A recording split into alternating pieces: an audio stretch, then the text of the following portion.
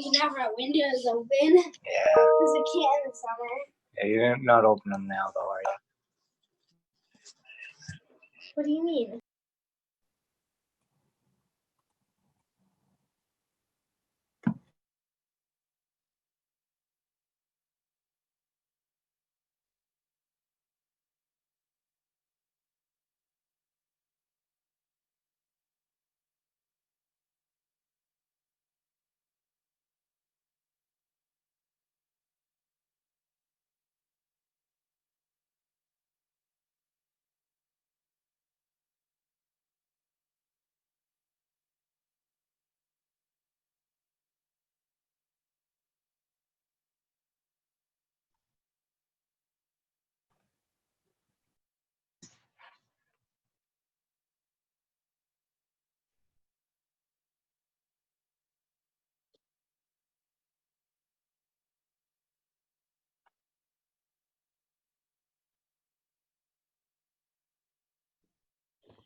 Hi, everybody. We'll get started. I wanted to give you an update. It's 2:30 p.m. We're expecting more winds tonight with gusts up to 70 miles per hour, possibility of light rain and temperatures in the mid 40s. I've now signed and issued an emergency declaration for the storm, and that enables our city staff to direct our resources as needed, take donations, work with volunteers, create an overnight shelter at the Sorensen Multicultural Center. We'll be accepting donations and volunteer support, and it will also enable us to work with volunteers on cleanup of debris and fallen trees when the storm is over. With the new emergency declaration, I'm also ordering the closure of many of our parks that need urgent tree removal and frankly are not safe places for people to be given the fact that the storm isn't over. Those parks will be closed through tomorrow at a minimum, and they include the following: Fairmont Park, Jordan Park, Liberty, Sunnyside, Pioneer Park, Riverside, Rosewood, Cottonwood, Warm Springs, Lindsay Gardens, Washington Square Park, City Creek Canyon, and the Salt Lake City Cemetery. With the storm expected to continue through the night, we are opening an emergency shelter space to help people who are experiencing homelessness in Salt Lake City be safe overnight. The Sorensen Unity Center will be opening in about 30 minutes at 3 p.m. and we plan to keep it open overnight until 7 a.m. tomorrow as an emergency shelter. This space, like so many in the city right now, does not have power currently, but it can accommodate about 40 people for sleeping, and there will be cots or mats for overnight. There will be dinner and breakfast provided for people. Thank you to our nonprofit partners with Nourish to Flourish for providing that.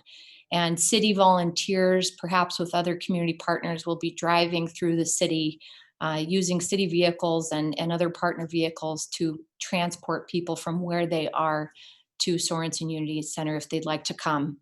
That staffing will be at the Sorensen Unity Center volunteer. As I said, from 7 p.m. till 7 a.m. We'll be working to get staffing there as we open at 3 p.m. And that space at Sorensen Unity Center is in addition to the Christ United Methodist Church, which is at 2375 East and 3300 South. They have room for 30 people overnight. The Wiegand Center is also available as a space during the day to get out of the storm. I want to talk about the trees themselves.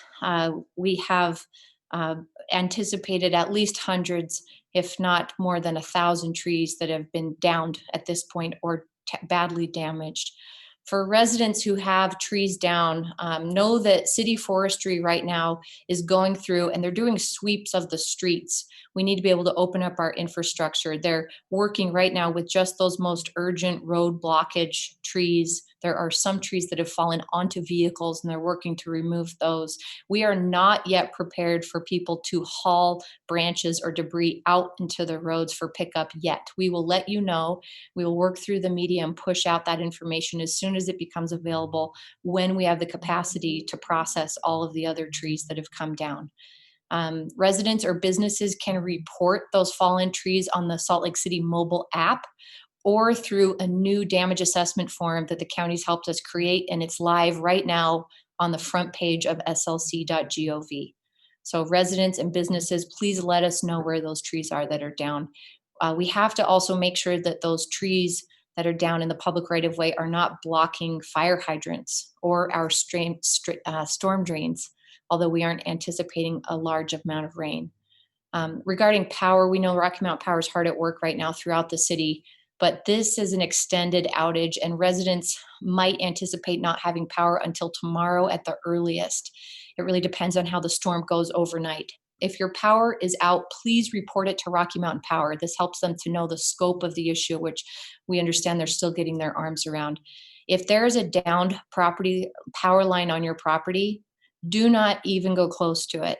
Assume that it is a live wire and it is very dangerous. You can call Rocky Mountain Power to report outages or downed lines at 877-508-5088, or you can report outages by texting OUT to 759677.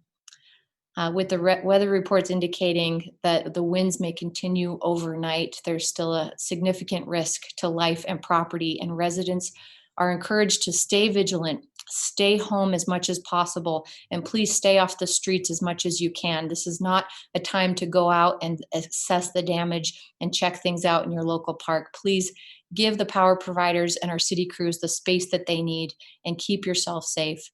And we'll keep you in the loop as our information evolves and becomes more available. I have time to take a couple of questions if there are any.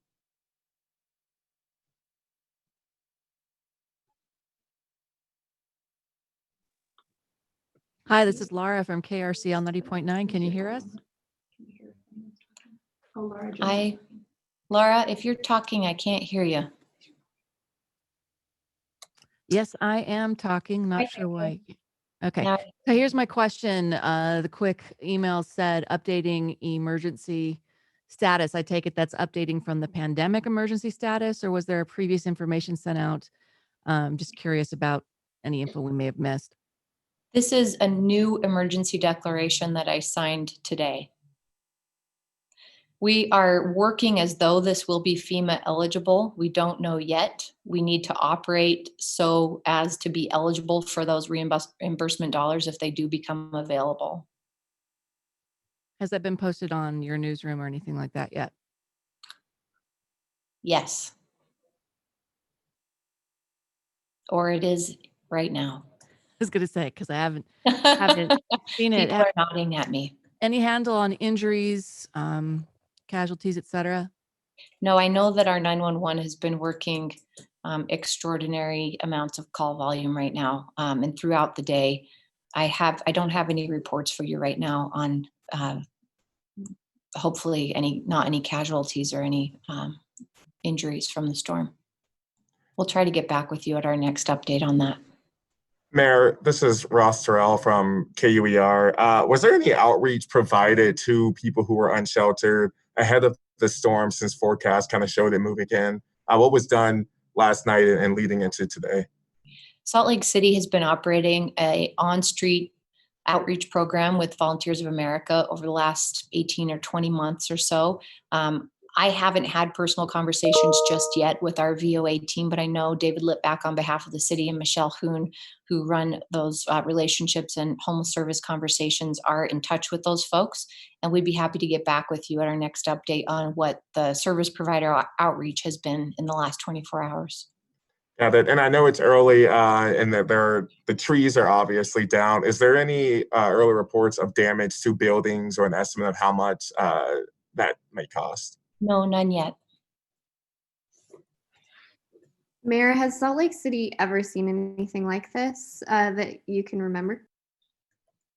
No, not in a sustained way like this. I've asked the University of Utah Atmospheric Sciences folks to let us know the last time we experienced something along these lines. Certainly the storm in the springtime of 2018 comes to mind, when we had extraordinarily heavy snow, and it did damage about 1,000 trees throughout the city. But that wasn't under these kind of persistent circumstances.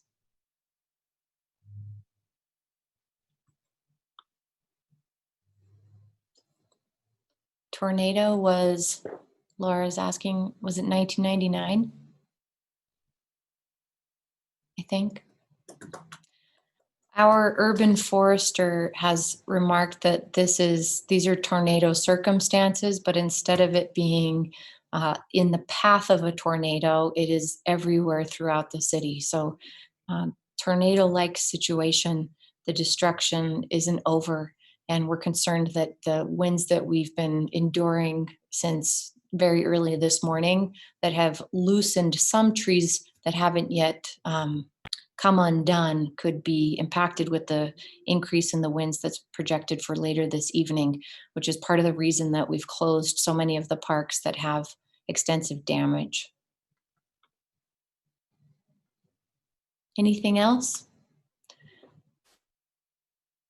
Be safe, everyone. Thanks for tuning in.